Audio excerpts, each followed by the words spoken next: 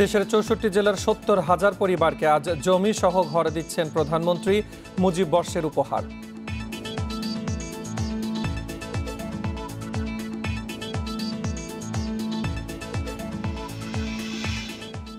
অভ্যন্তরীণ কোন্দল নিরসনে আওয়ামী লীগ নেতাদের শেখ হাসিনার নির্দেশ, বিরোধ বেড়ে যাওয়ায় এই সিদ্ধান্ত।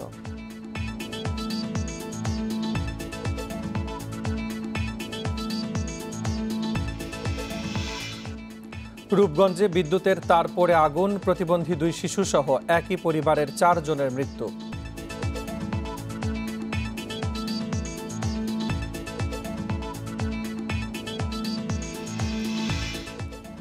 ফেব্রুয়ারির মধ্যে স্কুল কলেজ খোলার প্রস্তুতির নির্দেশ, মেনে চলতে হবে স্বাস্থ্যবিধি।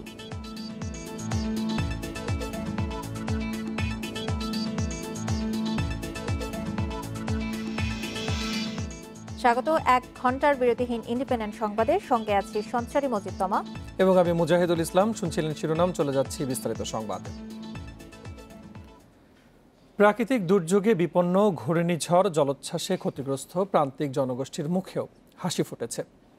মুজিব বর্ষ উপলক্ষে সারা দেশে জমি নেই, ঘর নেই এমন ৭০,০০০ পরিবারকে শনিবার একসঙ্গে বাড়ি হস্তান্তর করে নতুন ইতিহাস গড়তে যাচ্ছেন প্রধানমন্ত্রী শেখ হাসিনা।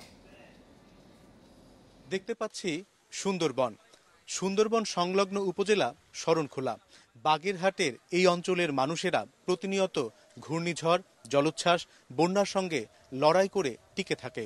আবার এই অঞ্চলের মানুষের সেই সক্ষমতাও নেই প্রত্যেকেই উঁচু ভবন তৈরি করে থাকবেন বা পাকা বাড়িতে থাকবেন। তাদের ঘরগুলি খুবই জীর্ণ শীর্ণ। সেই সব মানুষেরা যখন মুজিব বর্ষে ঘর পান, তাদের আনন্দ অনেকখানি বেড়ে যায়।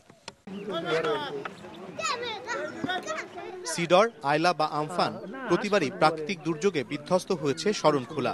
এই জনপদে ঝড়ঝঞ্ঝায় টিকে থাকতে সক্ষম একটি পাকা বাড়ি যেন সোনার হরিণ। মুজিব বর্ষে উপকূলীয় জেলা বাগেরহাটে 433টি ভূমি ও গৃহহীন পরিবার পাচ্ছে নতুন বাড়ি। আগে অনেক কষ্ট ছিল, এখন যে রকম পর্যায়ে এসেছে তাতে আমরা মোটামুটি না, তার চেয়ে অনেক ভালো থাকবো।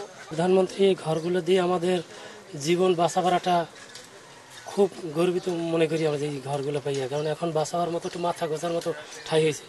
কষ্টে থাকা মানুষের জীবনমান উন্নয়নে আশ্রয় প্রকল্পের মাধ্যমে প্রধানমন্ত্রীর উদ্যোগকে সাধুবাদ জানিয়েছেন জনপ্রতিনিধিরা।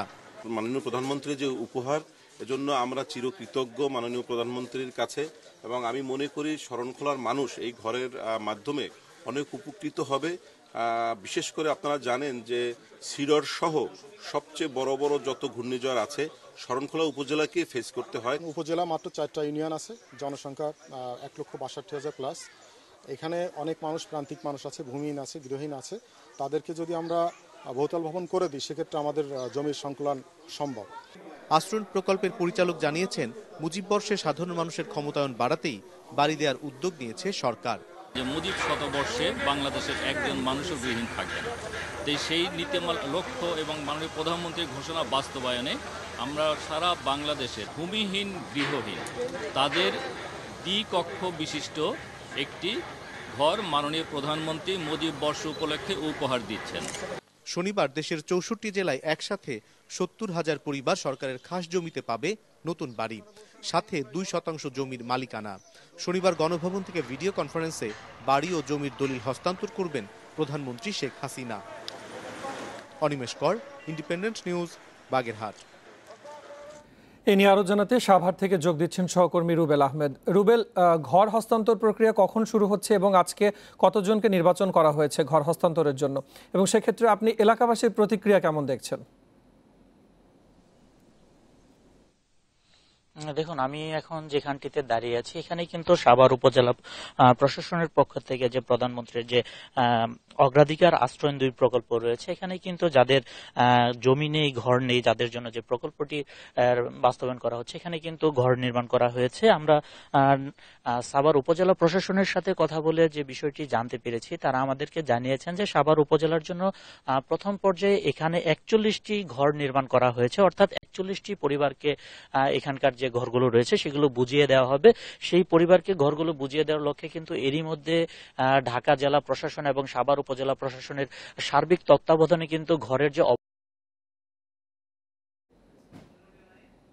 সহকারী কমিশন আব্দুল্লাহ মাহমুদ কথা বলেছি, তিনি আমাদেরকে জানিয়েছেন, তিনি বলেছেন যে এরই মধ্যে তারা এই ঘরগুলো যাদেরকে বরাদ্দ দেওয়া হবে তাদেরকে তারা নামজারি করে দিয়েছেন।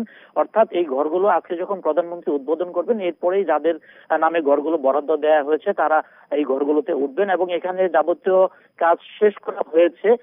যাদের নামে নামজারি করা হয়েছে তারা কিন্তু তাদের নামে বৈদ্যুতিক মিটার নামবে। এই কারণে এখন পর্যন্ত বৈদ্যুতিক মিটারের বিষয়টি আমরা দেখতে পাইনি, কারণ যে ঘরে উঠবে যেহেতু জমিটিও তার হবে এবং ঘরটিও তার হবে, যার কারণে উপজেলা প্রশাসন বলছে যে যিনি ঘরের মালিক হবেন তার নামে বৈদ্যুতিক মিটারটি নামবে, যার কারণে তারা নামজারির মাধ্যমে বৈদ্যুতিক মিটারের বিষয়টি নিশ্চিত করবেন। এবং পানির যে বিষয়টি সেটি কিন্তু রয়েছে, যেন মানুষ এখানে যারা বাড়িতে উঠবে তারা ওঠার পরেই যেন পানির লাইনটি যেন তারা পরিপূর্ণভাবে পায়, এখানে যেন কোনো সমস্যা না হয়। এবং এই শুধু সাভার নয়, সাভারের যে পার্শ্ববর্তী আরেকটি উপজেলা রয়েছে ধামরাই, সেখানেও কিন্তু আজকে 36টি পরিবারের মাঝে এই প্রকল্পের ঘরগুলো বুঝিয়ে দেওয়া হবে। এবং কিছুক্ষণ পরে, অর্থাৎ আমরা যতটুকু জানতে পেরেছি যে 9:30 কি 10টার দিকে প্রধানমন্ত্রী ভিডিও কনফারেন্সের মাধ্যমে সারা দেশে একযোগে এই প্রকল্পের উদ্বোধন করবেন।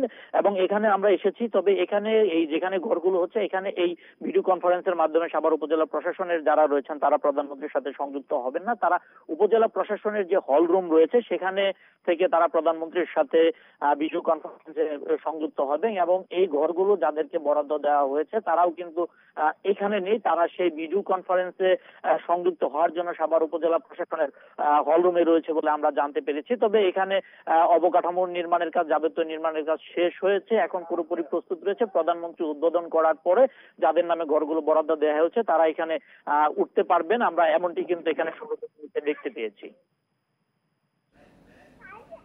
সাভার থেকে যোগ দিয়েছিলেন সহকর্মী রুবেল আহমেদ। দেশের বিভিন্ন জেলায় আওয়ামী লীগ নেতাদের অভ্যন্তরীণ কোন্দল নিরসনের নির্দেশ দিয়েছেন দলীয় সভাপতি শেখ হাসিনা। ইতোমধ্যে সব জেলার অভিযোগের তথ্য 8টি বিভাগের দায়িত্বপ্রাপ্ত সভাপতি মণ্ডলীর সদস্যদের কাছে দিয়েছেন তিনি। কেন্দ্রীয় নেতারা বলছেন, বিরোধী দলের নিষ্ক্রিয়তায় দলের অভ্যন্তরীণ বিরোধ বেড়ে যাওয়ায় আওয়ামী লীগ সভাপতি এই সিদ্ধান্ত নিয়েছেন। অভিযোগের সূত্রপাত সম্মেলন হওয়া 31 জেলা কমিটি নিয়ে। বেশ কয়েকটি জেলার সভাপতি, সাধারণ সম্পাদকের বিরোধের জেরে আলাদা আলাদা কমিটির তালিকা জমা পড়ে কেন্দ্রের দপ্তরে। এতে বঞ্চিত হন অনেক ত্যাগী ও পরীক্ষিত নেতা। আওয়ামী লীগ সভাপতির কাছে লিখিত অভিযোগ দেন তারা। এর বাইরেও সারা দেশে দলের অভ্যন্তরীণ নানা বিরোধের অভিযোগ জমা পড়ে সভাপতির কাছে, যার জেরে অব্যাহতি দেওয়া হয় নরসিংদী ও সিরাজগঞ্জ জেলার সভাপতি, সাধারণ সম্পাদককে। বিষয়টি দেখতে দলের 8 বিভাগের জন্য আলাদা সাংগঠনিক টিম করে দেন সভাপতি শেখ হাসিনা। বিভাগীয় দায়িত্বপ্রাপ্তরা বলছেন, বিরোধী দলের নিষ্ক্রিয়তায় দলে মাথাচাড়া দিয়েছে বিভাজন। বিরোধী দলগুলোর নিষ্ক্রিয়তা, সেই ক্ষেত্রে একটা একচেটিয়া প্রভাব বিস্তার করবার সুযোগ তো আওয়ামী লীগ পেয়েছি। তো সেই সুযোগে এখন দলের আভ্যন্তরীণ পর্যায়ে এক নেতা আর এক নেতার ব্যাপারে বক্তব্য, বিবৃতি বা তার বিরুদ্ধে বলা, তো এই জাতীয় কথাবার্তাগুলোই আছে। সভাপতির কাছে নানা মাধ্যমে আসা অভিযোগগুলো সমাধানে দলের সভাপতি মণ্ডলীর সদস্যদের দেওয়া হয়েছে বিস্তারিত তথ্য। বিভিন্ন জায়গায় যে আভ্যন্তরীণ দ্বন্দ্বগুলি আছে, কার সাথে কার দ্বন্দ্ব আছে, এই বিষয়গুলি সমগ্র প্রতিবেদনগুলি আমাদের হাতে দিয়েছেন। আমরা সেগুলি স্টাডি করছি এবং আমরা সেগুলি হোমওয়ার্ক শুরু করেছি। আমরা হোমওয়ার্ক করে তাদের সঙ্গে আমরা বাইলেটারাল বসবো। আমাদেরকে নির্দেশ দিয়েছেন এই অভিযোগগুলি ভালোভাবে পড়ে বিচার বিবেচনা করে বিভিন্ন জেলার যেখানে যেখানে যে সমস্যা তাদের সঙ্গে আলোচনা করে ওনার সাথে আলোচনা করতে। জেলা উপজেলায় পরিবার কেন্দ্রিক বলয় নানা গ্রুপের কোন্দল মিটিয়ে দলের শৃঙ্খলা আনতে বিভাগীয় টিমের সার্বিক তত্ত্বাবধানে আছেন একজন কেন্দ্রীয় যুগ্ম সাধারণ সম্পাদক ও একজন সাংগঠনিক সম্পাদক। তাদের আশা, করোনার প্রকোপ কমে গেলে মার্চ থেকে পুরোদমে সারা দেশে কাজ করবে বিভাগীয় টিমগুলো। Ijazur Rahman, independent news, Dhaka. নারায়ণগঞ্জের রূপগঞ্জ পূর্বাচলে বিদ্যুতের তার ছিঁড়ে বসতঘরে আগুন লেগে প্রতিবন্ধী 2 শিশুসহ একই পরিবারের 4 জন নিহত হয়েছেন। শুক্রবার রাত 8:45টার দিকে দুর্ঘটনা ঘটে। নিহতরা হলেন মাসুম মিয়া, তার স্ত্রী সীমা আক্তার ও তাদের 2 প্রতিবন্ধী শিশু সন্তান রহমতুল্লাহ ও আবদুল্লাহ। ফায়ার সার্ভিস জানিয়েছে, রাতে কুমারটেক এলাকায় ডেস্কোর তার নারায়ণগঞ্জ পল্লী বিদ্যুতের 11,000 ভোল্টের লাইনের উপরে ছিঁড়ে পড়লে আগুনের সূত্রপাত হয়। এ সময় ওই লাইনের নিচে থাকা মাসুম মিয়ার টিন শেড ঘরের চালায় তারপরে আগুন লাগে। ঘরে থাকা মাসুম মিয়া ও তার 2 প্রতিবন্ধী শিশু ঘটনাস্থলেই মারা যান। মাসুমের স্ত্রী সীমাকে গুরুতর দগ্ধ অবস্থায় উদ্ধার করে হাসপাতালে নেওয়ার পথে মৃত্যু হয় তার। খবর পেয়ে ঘটনাস্থলে পৌঁছে আগুন নিয়ন্ত্রণে আনে ফায়ার সার্ভিসের 3টি ইউনিট।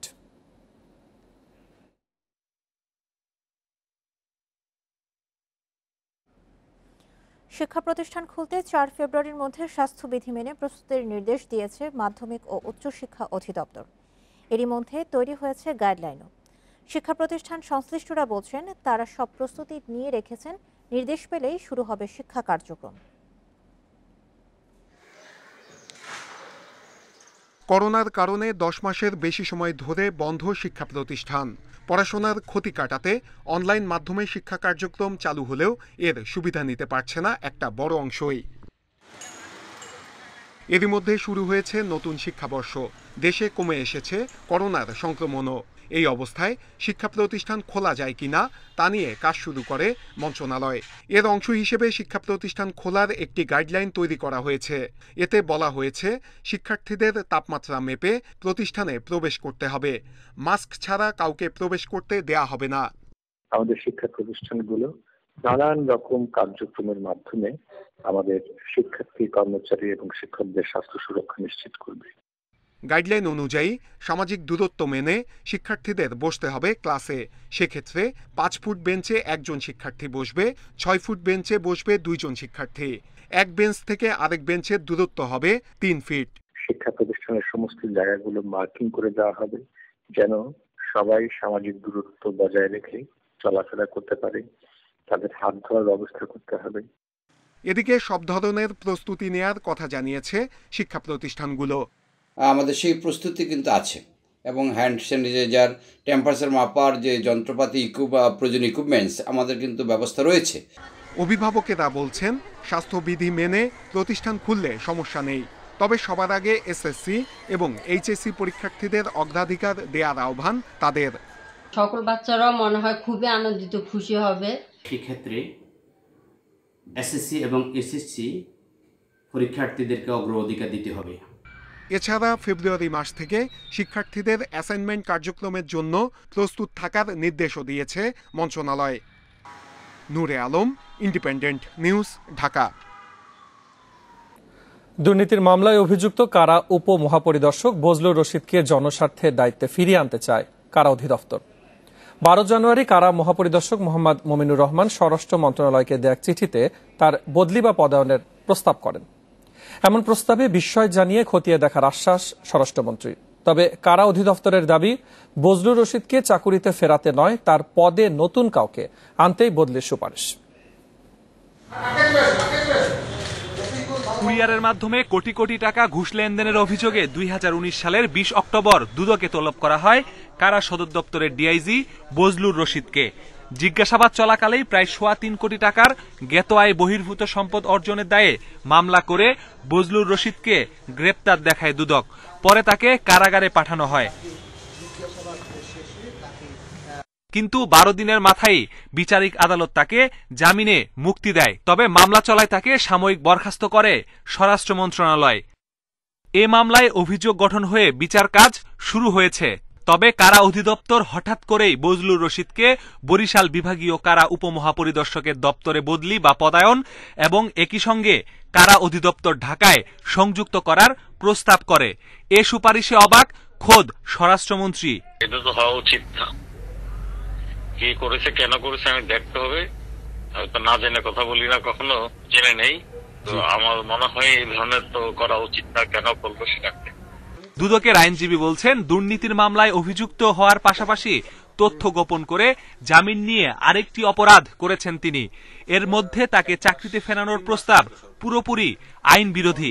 তার পক্ষে এই ধরনের সাফাই গাওয়া, তাকে রিইনস্টেট করার চেষ্টা করা, এটা একটা গুরুতর অসদাচরণের সামিল। স্বরাষ্ট্র মন্ত্রণালয়ের অধীনে যেহেতু কারা অধিদপ্তর, স্বরাষ্ট্র মন্ত্রণালয় থেকে একটু উচ্চ পর্যায়ের কমিটি গঠন করে এটা দেখা উচিত। তবে কারা অধিদপ্তর বলছে, অভিযুক্ত কর্মকর্তার ওপর কোনো দরদ দেখানো হয়নি। কারা সদর দপ্তরের ডিআইজির মতো গুরুত্বপূর্ণ পদে কেউ সাময়িক বরখাস্ত থাকলে স্বাভাবিক কার্যক্রম ব্যাহত হয়, সেজন্যই এই সুপারিশ।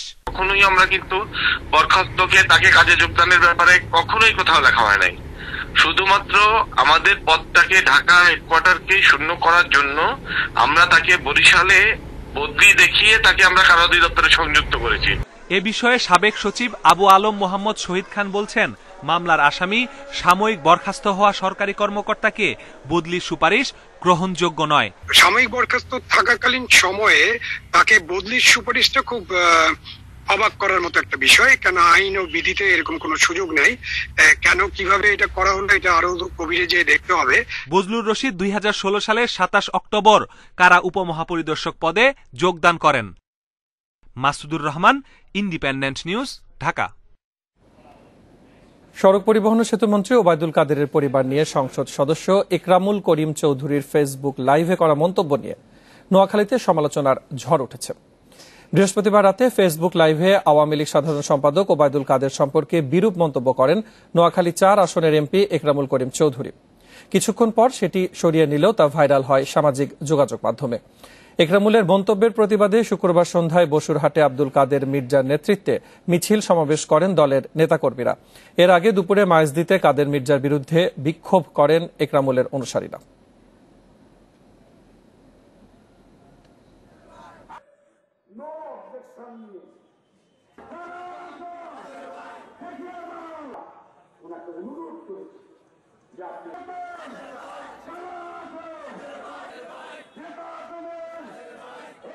তাকে অপমানের দায় যদি তাকে পরিষ্কার না করা হয়, তাহলে এখন থেকে আমরা বঙ্গবন্ধু উদানে আমরা অবস্থান গণ্যগত। গাজীপুরের কাশিমপুর কারাগারে নারী সঙ্গের ঘটনায় ডেপুটি জেলার গোলাম সাকলাইন সহ 3 জনকে প্রত্যাহার করা হয়েছে। ঘটনা তদন্তে 2টি তদন্ত কমিটি গঠন করেছে। প্রত্যাহার হওয়া অপর 2 জন হলেন সার্জেন্ট ইন্সট্রাক্টর মোহাম্মদ আব্দুল বারী ও প্রধান কারারক্ষী খলিলুর রহমান। সম্প্রতি কারাগারে বন্দী হলমার্কের ব্যবস্থাপনা পরিচালক তানভীর মাহমুদের ভাইরা ও হলমার্কের কর্মকর্তা তুষার আহমেদের সঙ্গে এক নারীর একান্তে অবস্থানের ভিডিও ফুটেজ ভাইরাল হওয়ার পর এই সিদ্ধান্ত নেয় কারা কর্তৃপক্ষ। এই ঘটনায় অতিরিক্ত জেলা ম্যাজিস্ট্রেট আবুল কালামকে প্রধান করে গাজীপুর জেলা প্রশাসনের পক্ষ থেকে একটি তদন্ত কমিটি গঠন করা হয়েছে। ঘটনাটি তদন্ত করা হচ্ছে। প্রাথমিকভাবে ওই ঘটনার সত্যতা পাওয়া গেছে বলে জানিয়েছেন জেলা প্রশাসক।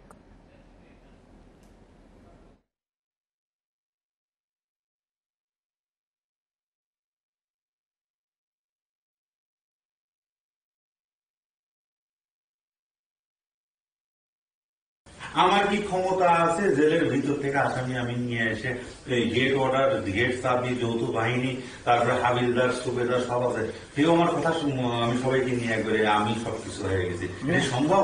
আমরা এই বিষয়ে একটি তদন্ত কমিটি গঠন করেছি, যেটি অতিরিক্ত জেলা ম্যাজিস্ট্রেটকে প্রধান করে তিনি ইতিমধ্যে তদন্ত করেছেন। প্রতিবেদন হয়তো আমাদের কাছে দিবেন, দিলে আমরা প্রকৃত সত্যটি বুঝতে পারবো। আমরা ঊর্ধ্বতন কর্তৃপক্ষকে বিষয়টি অবহিত করবো লিখিতভাবে। রোহিঙ্গা প্রত্যাবাসনে অঙ্গীকারাবদ্ধ মিয়ানমার। এক চিঠিতে একথা ঢাকাকে জানিয়েছেন দেশটির আন্তর্জাতিক সহযোগিতা বিষয়ক মন্ত্রী কাইয়া টিন। বিষয়টিকে ইতিবাচকভাবে দেখছেন পররাষ্ট্রমন্ত্রীও। তবে সংকট কাটাতে আস্থা ও নিরাপত্তার ঘাটতিকে বড় সংকট মনে করেন বিশ্লেষকেরা। বেশ কয়েক দফা পিছিয়েছে রোহিঙ্গাদের মিয়ানমারের প্রত্যাবর্তন, তবে তাদের ফেরাতে সক্রিয় বাংলাদেশ। এ অবস্থায় দেশটির আন্তর্জাতিক সহযোগিতা বিষয়ক মন্ত্রী কাইয়া টিন এক চিঠিতে জানিয়েছেন 2017 সালের চুক্তির আলোকে রোহিঙ্গাদের নিতে অঙ্গীকারবদ্ধ তার দেশ। নেপিদোর এই মনোভাবকে ইতিবাচক মনে করছেন পররাষ্ট্রমন্ত্রী। উনি উত্তর দিয়েছেন যে হ্যাঁ, আমরা এগুলো নেওয়ার জন্য অঙ্গীকারবদ্ধ। আমরা 2017 সালের যে নিয়মে এই ওদের ভেরিফাই করে তারা নিয়ে যাবে এবং they will provide security and protection. So this is a very positive mode, অত্যন্ত সুখবর, তারা নিবে। তবে রোহিঙ্গা প্রত্যাবর্তনে আস্থা ও নিরাপত্তার ঘাটতিকে সবচেয়ে বড় সমস্যা বলে মনে করেন সাবেক কূটনীতিকরা। সংকট সমাধানে চান আন্তর্জাতিক হস্তক্ষেপ। আস্থার সংকট প্রথম থেকেই দেখা যাচ্ছে, এবং সেই সংকটটি কেন? সংকটটি এই জন্য যে গত 60 বছরের বেশি এই জনগোষ্ঠীকে মিয়ানমার সরকার বিভিন্নভাবে অত্যাচার নিপীড়ন করে আসছে এবং বিভিন্ন সময় তাদেরকে বিভিন্ন রকমের অঙ্গীকার দিয়ে সেই অঙ্গীকারগুলো ভঙ্গ করা হয়েছে। তাদেরকে বঞ্চিত বিভিন্নভাবে বঞ্চনা করা হয়েছে তাদেরকে। 19 জানুয়ারি চীন, মিয়ানমার ও বাংলাদেশের সচিব পর্যায়ে বৈঠকেও দ্রুত রোহিঙ্গা প্রত্যাবর্তন শুরুর প্রতিশ্রুতি দেয় নেপিদো। রেজওয়ানুল হক, ইন্ডিপেন্ডেন্ট নিউজ, ঢাকা। উত্তরাঞ্চল সহ দেশের বিভিন্ন এলাকায় বেড়েছে শীতের তীব্রতা। এতে জনজীবনে সৃষ্টি হয়েছে স্থবিরতা। প্রচণ্ড ঠান্ডায় বিপাকে পড়েছেন চাষিরা। এদিকে ঘন কুয়াশায় আকাশ, নৌ ও সড়ক পথে যান চলাচল ব্যাহত হয়। উত্তরাঞ্চলে বইছে মৃদু শৈত্যপ্রবাহ। সন্ধ্যা থেকে ঘন কুয়াশা থাকছে সকাল পর্যন্ত। এক সপ্তাহ ধরে তাপমাত্রা কমে শীতের প্রকোপ বেড়েই চলছে। শীতের তীব্রতায় সবচেয়ে বেশি দুর্ভোগে কর্মজীবী ও নিম্ন আয়ের মানুষ। খুবই অতিরিক্ত কুয়াশা, দেখতেছে না? কুয়াশা তো চারপাশে দেখা যাচ্ছে না। এখন তো মানে যেভাবে বেড়াইতেছি চলাফেরা খুবই কষ্ট। ঠান্ডাতে বেড়া যাচ্ছে না, হাত পা টসিনা গেছে, কাম করা খুব অসুবিধে। দক্ষিণাঞ্চলেও একই অবস্থা। অনেক জায়গায় সূর্যের দেখা মিলছে না। হেডলাইট জ্বালিয়ে চলছে যানবাহন। এদিকে ঘন কুয়াশায় বোরো ও আলু খেতে ক্ষতির আশঙ্কা করছেন কৃষকরা। প্রচণ্ড শীতে এই ধানের পাতা নষ্ট হয়ে যাচ্ছে, পাতা মরিয়ে যাচ্ছে, আর এই শীতের ভিতরে কোনো কাজ করা যাচ্ছে না। আবহাওয়া অফিস বলছে আগামী 3 থেকে 4 দিন স্থায়ী থাকতে পারে এই অবস্থা। নেপাল, বিহার হয়ে কিন্তু কুয়াশাটা আমাদের উত্তরবঙ্গ হয়ে বাংলাদেশে প্রবেশ করতেছে। যেহেতু উত্তরবঙ্গ হয়ে বাংলাদেশে প্রবেশ করতেছে, এ কারণে কিন্তু দিনাজপুর, লালমনিরহাট, তেঁতুলিয়া এই রিজনটাতে, বিশেষ করে এই রিজনটাতে এবং সাথে সাথে কুড়িগ্রামও আছে, এখানে কিন্তু বেশি পরিমাণে অ্যাডভেকশন প্রবেশ করতেছে। ঘন কুয়াশায় ঢাকার শাহজালাল আন্তর্জাতিক বিমানবন্দরে নামতে না পেরে চট্টগ্রামে অবতরণ করেছে মালয়েশিয়া, ওমান থেকে আসা 2টি ফ্লাইট। কুয়াশায় বঙ্গবন্ধু সেতুতে টোলাদায় বন্ধ থাকায় সেতু থেকে সদর উপজেলার রাবনা বাইপাস পর্যন্ত প্রায় 22 কিলোমিটার এলাকা জুড়ে যানজটের সৃষ্টি হয়। চান্দারার থেকে সকালে 6টায় রওনা দিছি, বাড়িতে যাব। 3 ঘন্টা ধরে রাস্তায় জামে আটকে আছি। আলোক স্বল্পতায় বৃহস্পতিবার রাত 2:30 থেকে 9 ঘন্টা বন্ধ থাকার পর শুক্রবার বেলা 11:30টায় পাটুরিয়া দৌলদিয়া নৌপথে ফেরি চলাচল স্বাভাবিক হয়। সোহেলি জাহান, ইন্ডিপেন্ডেন্ট নিউজ ডেস্ক। শীত পরিস্থিতির আরো খবর জানাতে বগুড়া থেকে যোগ দিচ্ছেন আমাদের সহকর্মী হাসিবুর রহমান। হাসিবুর, আপনি বগুড়ায় আজকে শীতের পরিস্থিতি কেমন দেখছেন? কৃষকরা কি বলছেন এই শীত পরিস্থিতিতে, তাদের কি অবস্থা? আমি একটু আগে স্থানীয় আবহাওয়া অধিদপ্তরের যারা দায়িত্বে আছেন তাদের সাথে কথা বলেছি। তারা যেটি জানিয়েছেন যে ঘন কুয়াশার কারণে আজকে দৃষ্টিসীমা অনেক নিচে চলে এসছে। এখন 4 মিটার পর্যন্ত তারা দৃষ্টিসীমার কথা বলছেন। একই সাথে তাপমাত্রার যে তথ্যটি তারা দিয়েছেন সেটি 11.40 ডিগ্রি সেলসিয়াসের মধ্যেই রয়েছে। আজকে সকালে সর্বনিম্ন তাপমাত্রা রেকর্ড করা হয়েছে সেটি। একই সাথে আমি অন্যান্য এলাকায় কথা বলেছি, বিশেষ করে রাজশাহী, রংপুর সহ এই অঞ্চলের অন্যান্য এলাকাতে কথা বলেছি। শুধুমাত্র সিরাজগঞ্জ ছাড়া অন্যান্য এলাকা থেকে আমি যে তথ্য পেয়েছি তাতে অধিকাংশ ক্ষেত্রেই আমরা দেখতে পেয়েছি যে মূলত কুয়াশা রয়েছে সবগুলো জায়গাতেই। তবে সিরাজগঞ্জে কুয়াশার বিষয়টি গতকালের তুলনায় কম, তেমন তথ্যই আমাকে দিয়েছেন সেখানকার প্রতিনিধি। তবে বগুড়া থেকে সিরাজগঞ্জমুখী যেটি আসলে হাইওয়ে, ঢাকা দিনাজপুর হাইওয়ে, সেটিতে খুব ধীর গতিতে গাড়ি চলছে বলে আমাদেরকে জানিয়েছেন হাইওয়ে পুলিশের যারা দায়িত্বে রয়েছেন এই অঞ্চলে তারা। তবে এর মধ্যে থেমে থাকেনি মানুষের জীবনযাত্রা। কর্মজীবী মানুষরা এর মাঝখানেও বেরিয়েছেন, তবে তাদেরকে অতিরিক্ত শীতের পোশাক পরতে হয়েছে বলে অনেক কর্মজীবী মানুষই আমাদেরকে জানিয়েছেন। একই সাথে আমরা অন্যান্য এলাকা থেকে যে তথ্য পেয়েছি তাতে বলা হচ্ছে যে আগামী 2 থেকে 3 দিন পর্যন্ত আরও ঘন কুয়াশা থাকতে পারে এবং সেই সাথে কুয়াশার যে তীব্রতা সেটি বৃষ্টির মতো ফোঁটা আকারে পড়তে পারে বলে তারা আমাদেরকে জানিয়েছে। অধিকাংশ ক্ষেত্রে আমরা জানতে পেরেছি বিশেষ করে কৃষকদের যে অবস্থা সেটি তারা মাঠে খুব একটা ভালোভাবে কাজ করতে পারছে না। একই সাথে আমি কালকে কয়েকটি এলাকায় গেছি, দেখেছি যে বড় বীজতলার উপরে এক ধরনের হলদে ভাব আমরা দেখতে পেয়েছি। এসব পরিস্থিতি মোকাবেলার জন্য কৃষি সম্প্রসারণ অধিদপ্তর থেকে তাদের যে পরামর্শ দেওয়া হয়েছে যে প্রতিদিন পানি ব্যবহার করে যে কুয়াশা জমে থাকবে বীজতলার উপরে সেগুলো পরিষ্কার করতে হবে অথবা পলিথিন দিয়ে ঢেকে রাখতে হবে, না হলে কুয়াশার কারণে বীজতলার ক্ষতি হতে পারে। এভাবে চলতে থাকলে অন্যান্য ফসলেরও কিছু ক্ষতির আশঙ্কার কথা বলছেন কৃষি সম্প্রসারণ অধিদপ্তরের কর্মকর্তারা। বগুড়া থেকে শীত পরিস্থিতির সার্বিক তথ্য জানাচ্ছিলেন আমাদের সহকর্মী হাসিবুর রহমান। রাজশাহী মেডিকেল কলেজ হাসপাতাল থেকে 3 দিন বয়সী একটি বাচ্চা চুরি হয়েছে। শুক্রবার সকাল 8টার দিকে হাসপাতালের 23 নম্বর ওয়ার্ড থেকে কন্যা শিশুটি চুরি হয়ে যায়। ঘটনার পর এক নারীকে চিহ্নিত করা গেলেও তার পরিচয় শনাক্ত করা সম্ভব হয়নি। বাগানপাড়ার কমলী রবি দাস বুধবার ভর্তি হন রাজশাহী মেডিকেল কলেজ হাসপাতালে। ওই দিন রাতেই সিজারিয়ানে জন্ম হয় তার একটি কন্যা শিশুর। হাসপাতালে নানা সহায়তা দিয়ে কমলী রবিদাসের সঙ্গে সখ্য করেন এক নারী। শুক্রবার সকালে কমলী ঘুমিয়ে থাকা অবস্থায় নিখোঁজ হয় তার শিশুটি। এরপর থেকেই হদিস মিলছে না ওই নারীরও। পরিচয় দিছে কাল থেকে, আবার বলছে কি আমার উপরে আমার লোক আছে, এটা বলে বাচ্চাটা নিয়ে বাস বাইরে হয়ে গেল। ঘুরে বেড়াতে বেড়াতে মাসির সাথে দুটো কথা বললাম, দুটো কথা বলতে গিয়ে না বলতে মাসি একটু ঘুমিয়ে পড়েছে আর গেট থেকে বাইরে চলে গেছে। মাসি ডাকতে দেখতে 2 মিনিটের মধ্যে নাই। পরে কর্তৃপক্ষ পুরো হাসপাতালে তল্লাশি চালিয়েও শিশুটির সন্ধান পায়নি। মার বোধহয় মেয়ের খালা ঘুমাই গেছে, ছেলে এর মধ্যে নিয়ে পালিয়ে গেছে। আমাদের লোকজন খাবার দিতে গেছে, তখন দেখছে যে 2 জন আছে, বলছে বাচ্চা কই, তখন ওরা উঠে দেখে বাচ্চা নাই। আমি তখন শুনি সাথে সব গেট বন্ধ করে দিয়ে তল্লাশি করলাম। ওই যে জিডি করানো হলো থানাতে, যে আমাদের ভিডিও ফুটেজ আছে। হাসপাতালের সিসিটিভির ফুটেজ দেখে ওই নারী চিহ্নিত করা গেলেও তার পরিচয় জানা সম্ভব হয়নি বলে জানিয়েছে পুলিশ। তবে নবজাতককে উদ্ধারে তৎপরতা চালানো হচ্ছে বলে জানিয়েছেন তারা। আর তাদের সাথে সহায়ক হিসেবে আমাদের পুলিশের নিরাপত্তা ব্যবস্থা ওখানে আছে। মূলত বাইরের লোকজন এখানে প্রবেশ করার সেরকম সুযোগ থাকে না। অনেক সময় অন্য রোগীর আত্মীয় স্বজনের পরিচয়ে সেখানে প্রবেশ করে, যাতে এটা আসলে কিভাবে ঘটেছে এই ঘটনাটা, মূলত এটা আমরা তদন্ত করে বের করার চেষ্টা করছি। রাজশাহী মেডিকেল থেকে নবজাতক চুরির ঘটনা ঘটেছে এর আগেও। নিরাপত্তা বাড়ানোর কথা জানানো হলেও বন্ধ হচ্ছে না এই অপতৎপরতা। Independent news desk. বগুড়ায় একের পর এক গড়ে উঠছে বহুতল ভবন, যার বেশিরভাগেরই নেই যথাযথ অনুমোদন। তার উপর বেশিরভাগ সুউচ্চ ভবনে নেই অগ্নি নির্বাপন ব্যবস্থা। ফলে পৌর এলাকার বেশিরভাগ বহুতল ভবন রয়েছে ঝুঁকিতে। পৌর মেয়র বলছেন, আইনে অনুমোদনহীন ভবন মালিককে জরিমানার কথা বলা হলেও তা পর্যাপ্ত নয়। বগুড়া শহরের পৌর এলাকায় 7 তলার বেশি বহুতল ভবন তৈরির অনুমতি না থাকলেও এর তোয়াক্কা করছেন না অনেকেই। ভবনগুলো একের পর এক উঁচু থেকে উঁচুতর হচ্ছে অনুমোদনহীনভাবে। পৌরসভা বলছে, বেআইনিভাবে নির্মাণের ক্ষেত্রে প্রথম অবস্থায় 2000 টাকা করে জরিমানা ও পরবর্তীতে অবৈধ অংশ ভেঙে ফেলা না পর্যন্ত প্রতিদিন 200 টাকা করে জরিমানা আদায়ে আইনে বিধান রয়েছে। এই যৎসামান্য জরিমানায় অবৈধ ভবন নির্মাণ বন্ধ করা সম্ভব নয় বলছেন পৌর মেয়র। 30-32টা অভিযোগ আছে এবং এগুলোতে জরিমানা যোগ হচ্ছে।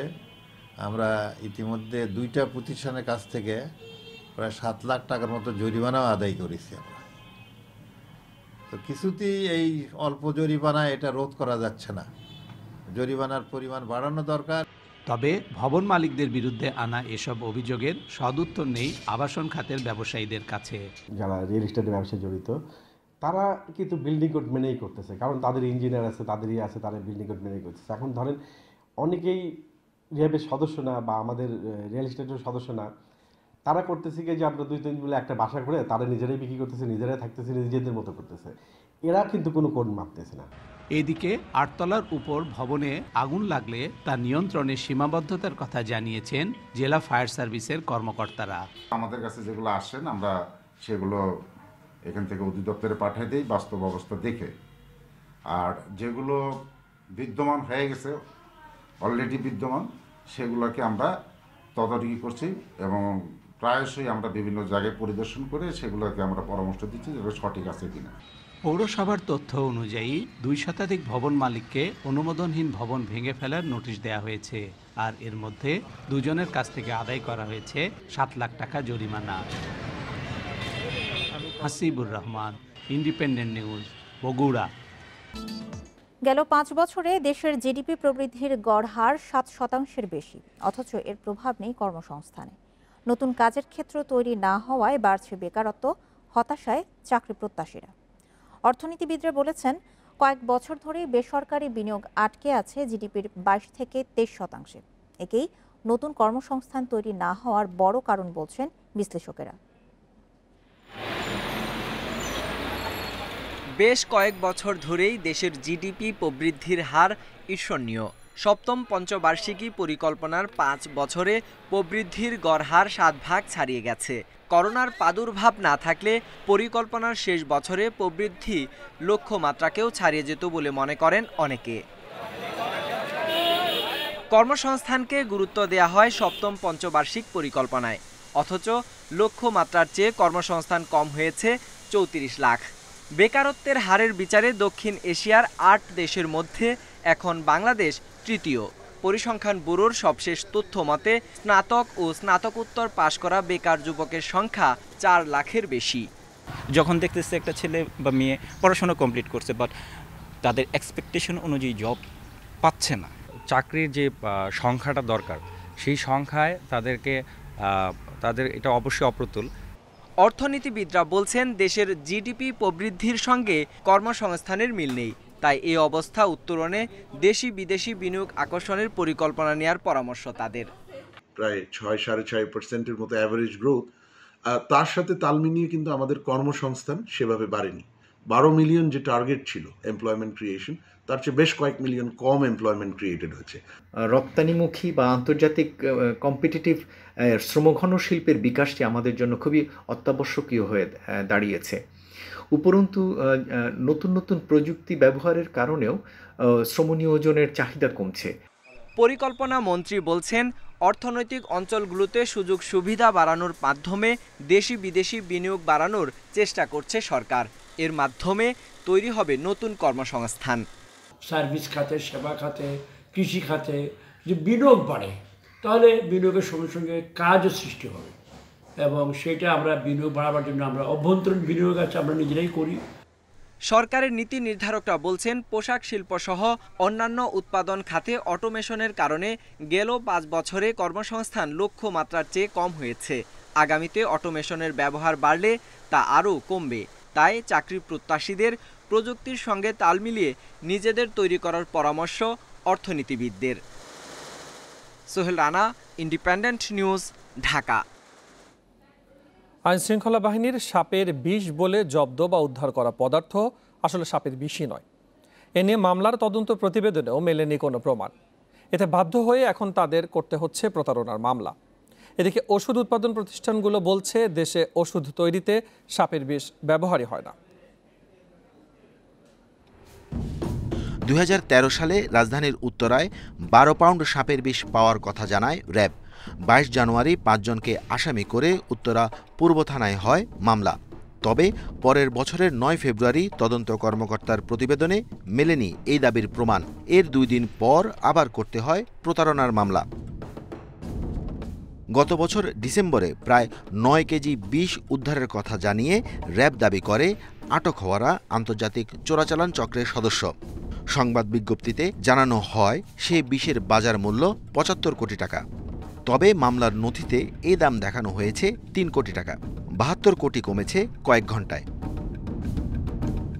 এর কাছাকাছি সময়ে দুটি আলাদা অভিযানে সাপের বিষ উদ্ধার করে সিআইডি। আটক হওয়াদের নিয়ে তাদেরও একই দাবি। তবে প্রথম অভিযানে পাওয়া নমুনা পরীক্ষায় সাপের বিষের কোনো অস্তিত্বই মেলেনি। প্রথম অভিযানে আমরা কিছু সাপের বিষের স্যাম্পল পাই, যে স্যাম্পলটাকে পরবর্তীতে আমরা রাসায়নিক পরীক্ষাগারে পাঠাই সেখান থেকে একটা নেগেটিভ রিপোর্ট আসে যেটা সাপের বিষ না, কিন্তু আমরা আসলে ওইটা সাপের বিষ উদ্ধার করতে পারি না।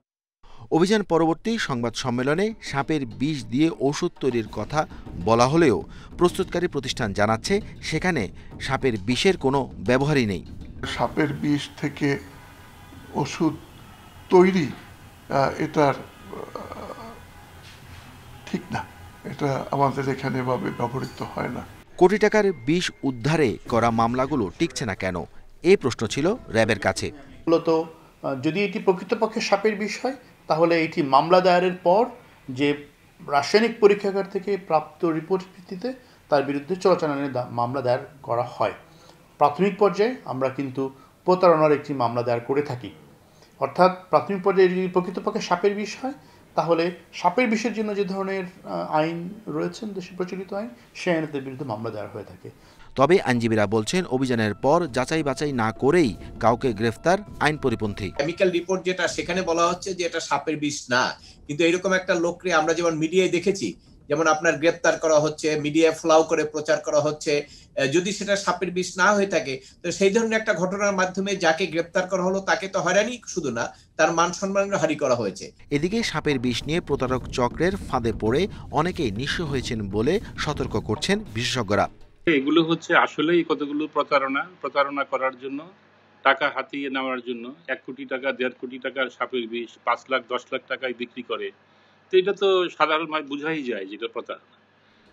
তবে বিষয়টি নিয়ে ইন্ডিপেন্ডেন্ট টেলিভিশনের সঙ্গে কথা বলতে চাননি ডিএমপির মিডিয়া শাখা। Arafatur Rahman, independent news, Dhaka. যশোরে মাত্র কয়েকদিনের ব্যবধানে সিলিন্ডার প্রতি 2 থেকে 250 টাকা বেড়েছে গ্যাসের দাম। ফলে বিপাকে পড়েছেন ক্রেতা ও খুচরা বিক্রেতারা। এদিকে কোনো যুক্তিসঙ্গত কারণ ছাড়াই আমদানিকারকরা গ্যাসের দাম বাড়াচ্ছে বলে দাবি ডিলারদের। দাম সহনীয় রাখতে প্রতিনিয়ত প্রশাসনের মনিটরিং চলছে বলে দাবি জেলা প্রশাসনের। চলতি মাসের শুরুতেও যশোরের খোলা বাজারে 12 কেজি এলপি গ্যাস সিলিন্ডার বিক্রি হয়েছে 720 থেকে 800 টাকায়। তবে হঠাৎ করেই কয়েকদিনের ব্যবধানে সিলিন্ডার প্রতি 2 থেকে 250 টাকা বেড়ে বর্তমানে তা বিক্রি হচ্ছে 1100 থেকে 1150 টাকায়। আর 26 কেজির গ্যাস সিলিন্ডারের দাম 2400 টাকা থেকে বেড়ে দাঁড়িয়েছে 2700 থেকে 2800 টাকায়।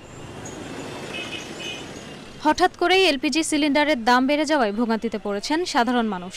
গ্যাসের বাজার দর নিয়ন্ত্রণে সুনির্দিষ্ট নীতিমালার পাশাপাশি প্রশাসনের মনিটরিং বাড়ানোর দাবি তাদের।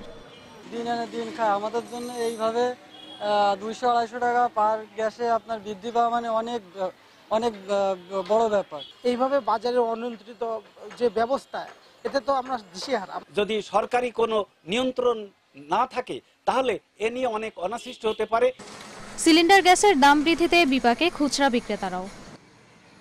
10 দিনের ভিতরে আপনার 200-250 টাকা দাম বাড়ছে, এর জন্য কাস্টমার কাছে দাম চাইলেও আমাদের বিপাকে পড়ে যেতে হয়। কাস্টমারের কাছে জবাবদিহি করতে হয় যে হঠাৎ করে দাম আপনারা নিজ থেকে বাড়াইছেন, কিন্তু আসলে আমরা নিজ থেকে তো গ্যাসের দাম বাড়াইতে পারি না। ডিলারদের দাবি ডিপো থেকেই রাখা হচ্ছে বাড়তি দাম। এতে করে তারাও লোকসানের মুখে পড়ছেন বলে জানান ডিলাররা। মানে জনগণের যে আমরা যেটা রেটে দিচ্ছিলাম আমরা সে রেটে দিতে পারছি না, হঠাৎ করে দামটা বাড়তি, দফায় দফায় দাম বাড়িয়ে পর্যন্ত আসছে। এখন আর এরপরে কি হবে এটা আমরা বলতে পারছি না এখন। এসব বিষয়ে ক্যামেরার সামনে কথা বলতে রাজি হননি জেলা প্রশাসক। তবে সিলিন্ডার গ্যাসের দাম সহনীয় রাখতে প্রতিনিয়ত মনিটরিং চলছে জানিয়ে তিনি বলেন, কেউ দাম বেশি রাখলে কঠোর শাস্তি দেয়া হবে। Independent news desk. বিশ্বে করোনায় একদিনে 15,800 মানুষের মৃত্যু হয়েছে। এ নিয়ে মোট প্রাণহানি 21,14,000 ছাড়ালো। 24 ঘন্টায় নতুন প্রায় 6.5 লাখ রোগী নিয়ে বিশ্বের মোট আক্রান্তের সংখ্যা 9,86 লাখের বেশি। যুক্তরাজ্যের পাওয়া করোনার নতুন ধরনকে আরও প্রাণঘাতী বলে শঙ্কা প্রকাশ করেছেন দেশটির প্রধানমন্ত্রী বরিস জনসন। দেশটিতে শুক্রবার প্রাণ গেছে 1400-র বেশি মানুষের, রোগী মিলেছে 40,000। এদিকে 24 ঘন্টায় সবচেয়ে বেশি প্রাণহানি ও রোগী শনাক্ত হয়েছে যুক্তরাষ্ট্রে, প্রাণ গেছে 3,800-র বেশি মানুষের দেহে। এ নিয়ে দেশটির মোট মৃতের সংখ্যা 4,24,000। নতুন প্রায় 2 লাখ রোগী নিয়ে যুক্তরাষ্ট্রের মোট সংক্রমিতের সংখ্যা 2.5 কোটির বেশি। অন্যদিকে ব্রাজিলে একদিনে হয়েছে 1071 জনের প্রাণহানি। ভাইরাসে শনাক্ত হয়েছে 55,000 নাগরিকের দেহে। এছাড়াও জার্মানিতে 869, রাশিয়ায় 580 ও দক্ষিণ আফ্রিকায় 575 জনের মৃত্যু হয়েছে।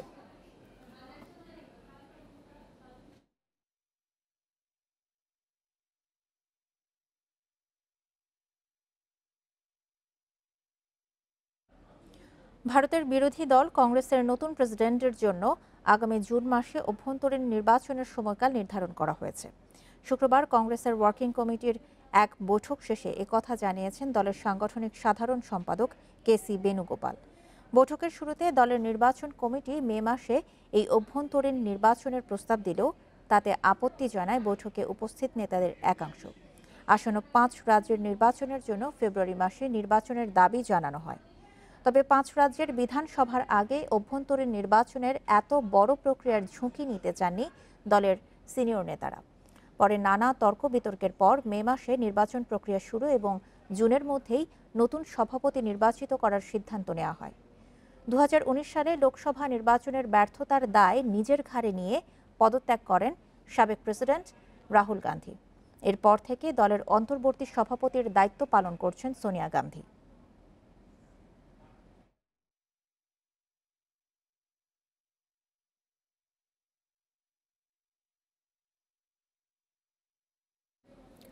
বাজে ফর্ম পেছনে ফেলে আবারও দারুণ ছন্দে মেহেদী হাসান মিরাজ। টাইগার স্পিনারদের ক্যারিয়ার সেরা বোলিংয়ে সিরিজ জয় টাইগারদের। সাকিব আল হাসানের বোলিং থেকে শিক্ষা নিয়ে দুর্দান্ত মিরাজ। বলছেন ব্যক্তিগত নৈপুণ্য নয়, দল হিসেবে খেলেই সফল হতে চায় টিম টাইগার্স। প্রথম ওডিআই এর পর দ্বিতীয়টাতেই শুরুতে ব্যাট করার চ্যালেঞ্জ। 2 ম্যাচেই জোটেনি ব্যর্থতার চেয়ে বেশি কিছু। প্রথম ম্যাচের চেয়ে দ্বিতীয় ম্যাচে 26 রান বেশি করেছে উইন্ডিজ। তারপরও দ্বিতীয় ওয়ানডেতেই যেন ভারী ব্যর্থতার পাল্লা। কন্ডিশনের অজুহাত দেওয়ার সুযোগ নেই। অপেক্ষাকৃত সহজ উইকেটে ক্যারিবীয়দের ব্যর্থতার পেছনে বড় অবদান টাইগার বোলারদের। নতুন বলে আরো পরিণত হয়ে ওঠার ইঙ্গিত মুস্তাফিজের। তার দেয়া ব্রেক থ্রুর পর দায়িত্ব বুঝে নিয়েছে স্পিনাররা।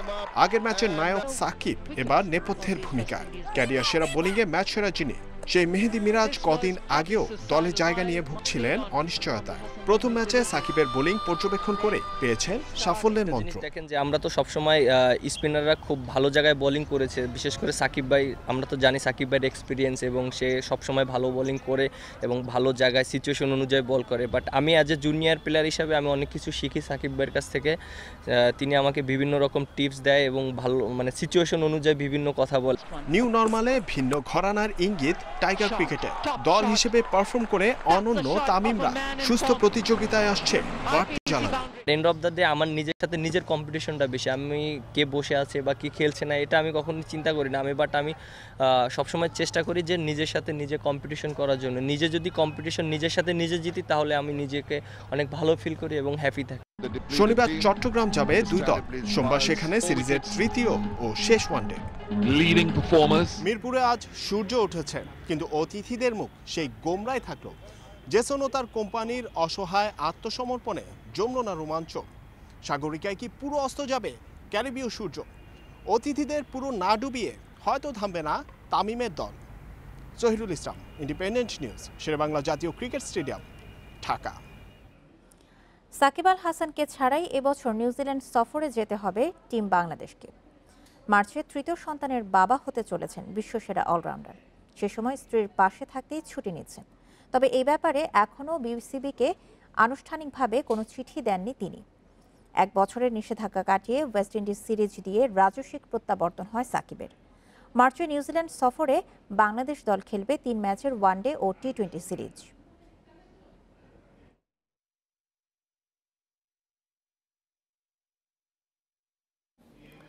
উইন্ডিজের বিপক্ষে টেস্ট সিরিজের আগে যুব বিশ্বকাপ জয়ী 6 ক্রিকেটারকে নিয়ে প্রস্তুতি ম্যাচের দল দিয়েছে বিসিবি। 14 সদস্যের দলে আছেন প্রাথমিক টেস্ট স্কোয়াডের 5 জন। দলকে নেতৃত্ব দেবেন wicket keeper batsman Nurul Hasan সোহান।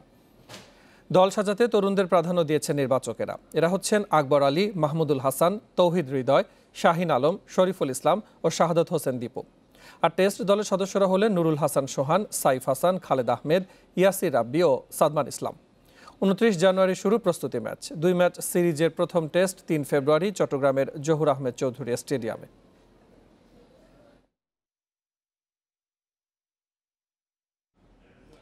একদিন বিরতির পর আজ শুরু বাংলাদেশ প্রিমিয়ার লিগ ফুটবলের তৃতীয় রাউন্ড। আলাদা ম্যাচে মাঠে নামছে ঘরোয়া ফুটবলের 2 জায়ান্ট। আবাহনী খেলবে রহমতগঞ্জের বিপক্ষে আর বসুন্ধরা কিংসের প্রতিপক্ষ ব্রাদার্স। 2 ম্যাচে শতভাগ জয় নিয়ে টেবিলের শীর্ষে আবাহনী। রহমতগঞ্জের বিপক্ষেও ধারাবাহিকতা চান মারিও লেমোস। 2 ম্যাচে 2 গোল করে দারুণ ছন্দে আছেন আবাহনী স্ট্রাইকার বেলফোর্ড। এদিকে আরেক ম্যাচে শক্তিশালী বসুন্ধরা কিংসের মুখোমুখি হবে ব্রাদার্স ইউনিয়ন। 2 জয়ে আবাহনীর সাথে যুক্তভাবে শীর্ষে আছে বসুন্ধরা। আস্থার প্রতিদান দিচ্ছেন নতুন রিক্রুট রবসন ডি সিলভা।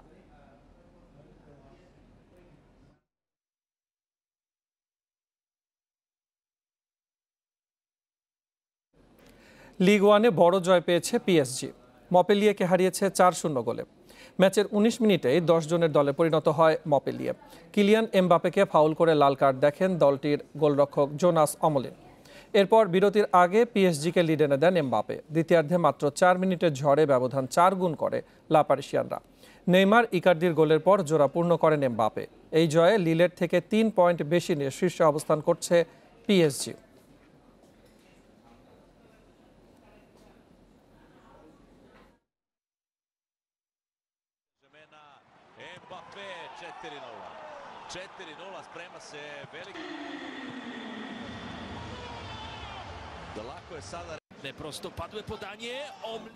সংবাদ শেষ করছি, তবে তার আগেই শিরোনামগুলো জানাচ্ছি আরেকবার। দেশের 64 জেলার 70,000 পরিবারকে আজ জমি সহ ঘর দিচ্ছেন প্রধানমন্ত্রী। মুজিব বর্ষের উপহার।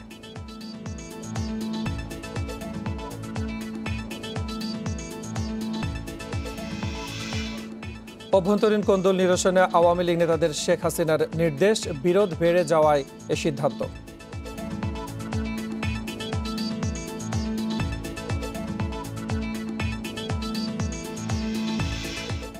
রূপগঞ্জে বিদ্যুতের তার পড়ে আগুন, প্রতিবন্ধী 2 শিশু সহ একই পরিবারের 4 জনের মৃত্যু।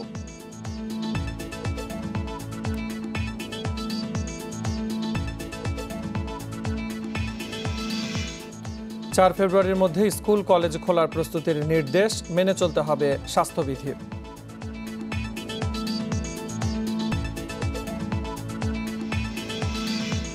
এই ছিল 1 ঘন্টার বিরতিহীন ইন্ডিপেন্ডেন্ট সংবাদ। ইন্ডিপেন্ডেন্ট টেলিভিশনের সব খবর আরও বিস্তারিত জানতে চোখ রাখুন ফেসবুক, ইউটিউব এবং টুইটারে। আমন্ত্রণ আমাদের পরের আয়োজনে।